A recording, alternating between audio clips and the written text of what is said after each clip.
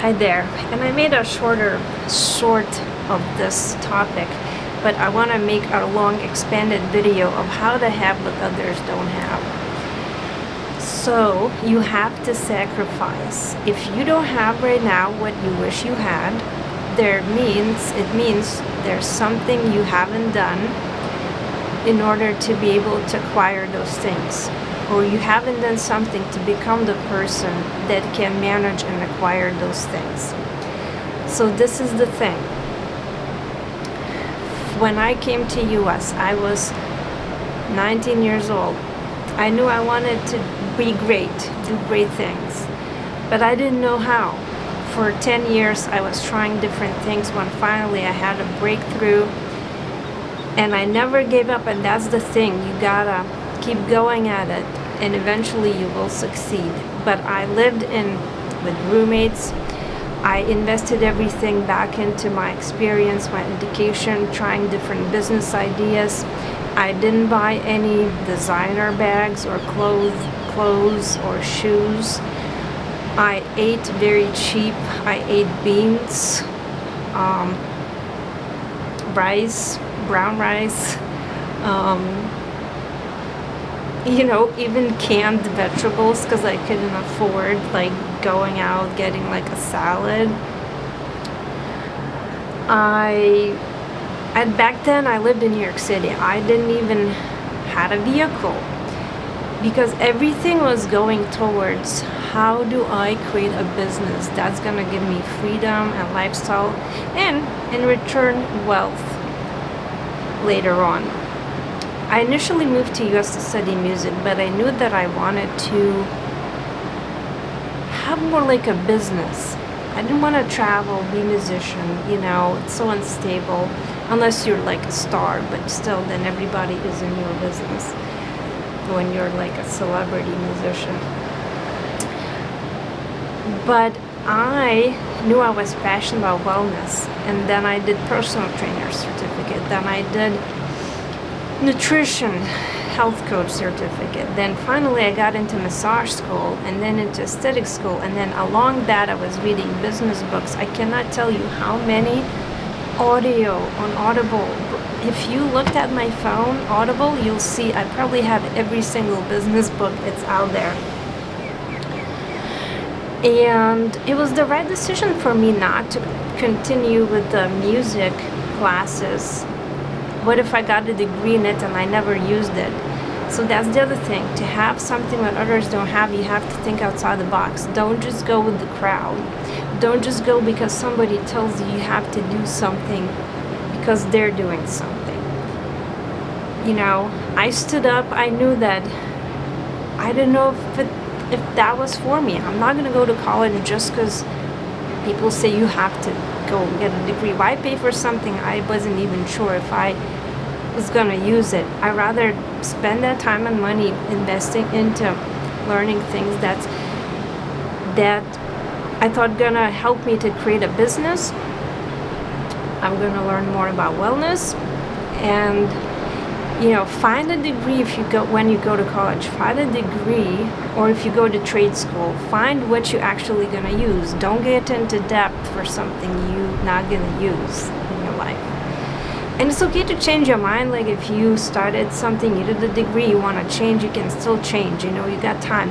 But the best time to experiment is in your 20s, because 30s you might have kids already. By then you kind of want to have figured out. You want to already have the fire going, fire started for those things, for stable income. Now, so the other thing, I never bought stuff that depreciates. Even when I started my business, I started investing into real estate and stocks and things that are not gonna decrease in value. Even now, I'm very frugal, what clothes I buy, when I buy a vehicle, I want to make sure I buy something that's not gonna break easily, quality stuff, that's I'm not gonna have to buy 10 of the same item. That's the other way too. If you're gonna buy something nice, buy very high quality stuff.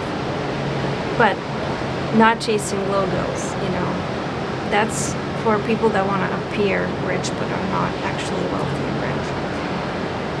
And then take care of your health. You want to be successful. I don't care what anybody says. If you're gonna take care of your mind and well-being, you're gonna be much more successful. So now, I'm really considered like I'm retired pretty much. I do what I want to do. I make my schedule. I help people. I'm able to contribute in the community and in the world. I show up in a way that I want to show up. And that's 20 years in the making. But it's worth it to me because I'm 37 now, the next 20, 30, 40 years, I'm going to enjoy. So, the other thing, wealthy people think in decades. They don't think days, weeks, even years. You think in decades. Now with the franchising, we think in decades. I think about 5, 10 years, in 10, 20 years, where Brilliant Massage is going to be. Are we going to have locations in other states? I'm not thinking tomorrow, And we're not rushing either. We're rushing slowly. That's the thing. You gotta rush slowly. Take steps so you don't have to take 5 steps back. Take very calculated.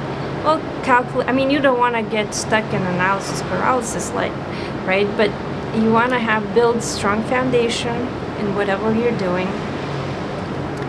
and then think in decades. So if you buy a franchise, actually, you're not going to make that cash flow right away. The same with real estate. It's not always going to be large positive cash flow right off the bat. But 5 years, 10 years from now, it's going to be. You'll have an asset that's generating money with little input. Rentals, they don't require day-to-day management, long-term rentals. The same with the business, my spa. I don't have to be there all day, every day. I can run it, check in remotely. Go there, a couple times a week to make sure everything looks good. But even that you can outsource, or I show up there when I need to maybe hire for a new role. Things like that. Go get a massage for myself, or a facial, or just because I want to. But that took time. There was years where I worked with no days off, and I still kind of do because now I'm working on this franchise thing. I'm now spending more time doing social media and marketing and stuff like that, but I love it. It doesn't feel like work, but physically I was working. I was doing massages myself, I was doing facials myself until I really got the traction when I was able to hire other people. And not everybody's willing to work 12 days a week through that initial pain, to build those systems, processes, to break through, that resistance when you first start a business and the world doesn't know yet about you. But for others, we can help with our existing systems and processes to get into the market much easier. We already have marketing figured out, we got hiring figured out, we got training figured out, systems, processes, software, scripts, best communication with customers figured out. There is, much easier to buy into franchise and get the business going than start from scratch. So, it won't take you 10 years to get where I am. But it's still gonna take time in your location to, become the leader providing those services. And that's what we want. We want our franchisees to be leaders in their territory, go to networking event, and be proud of, the services that they offer in their business, and talk to the community. That's very important in the beginning. Again, first couple of years you might have to work harder, but then later on, you're gonna have that nice asset. You can go get a massage for yourself anytime you want. So I want to bring it home again. To have what others don't have, you have to do what others are not willing to do. You have to take risks. And also, scared money makes no money. You have to also spend money to make money. That's why I think we succeeded as a brand, because other competitors in my town were not spending as much money on marketing as we were reinvesting into development, software, marketing, because I knew that it's going to pay back.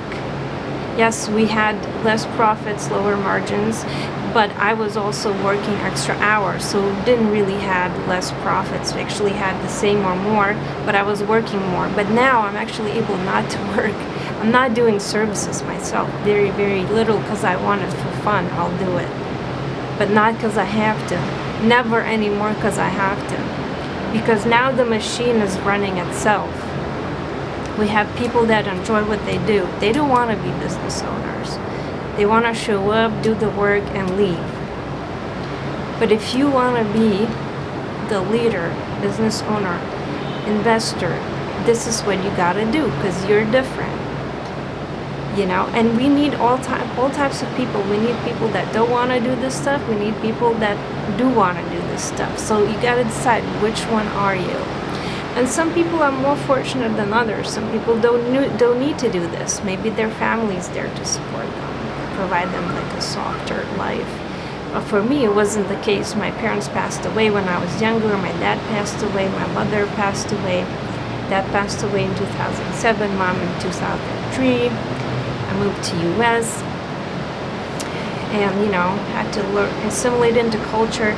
That's the other thing. If you're an E2 investor and you want to come into this country, I suggest that you're gonna have to assimilate to this country. Learn the language. Start learning now. When I was thinking to move to U.S. in high school, I picked English as my major, as my main class that I wanted to master. Math, physics, English were my favorite top subjects that I was good at, and music and arts. And I would study until midnight. I was fluent in English. I had very thick accent when I moved to US, but I knew I was gonna move because my mother wanted me to move. So I already was preparing myself. Don't be one of those immigrants that come in here with zero knowledge in English. Start preparing while you're in your country. Sign up for English classes. My friend immigrated into France. She was studying French since 5th grade when we were both in high school. And by the time she went to college, she knew French. And she was studying in France, and now she lives there with her family. She married a French guy, too. She met over there. So you have to do hard things to have the easy life later.